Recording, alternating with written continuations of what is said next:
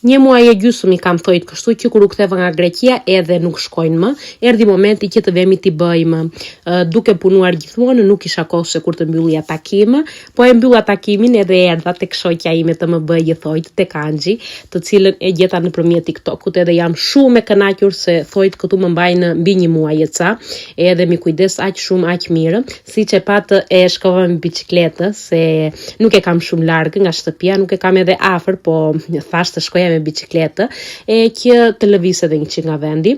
Edhe mirë bëra, e gjeta më në fund shtëpinë e saj me 100 ndaluara në mes rrugës, po ja dola mbanë, edhe erdha të më rregulloj thojtë, të mi bëje një yll siç i di vet ajo që mi bën thojtë.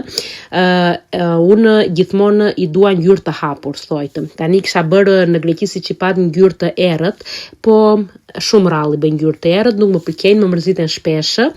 Kjo ngjyra e bardhë, do me thënë kjo French manikyri është për mua perfekte në çdo stil, në çdo kohë, shkon me çdo gjë, me çfarë do rroba që të veshësh, edhe duart janë gjithmonë një yll. Nuk i kam as shumë të gjata, as shumë të shkurtër.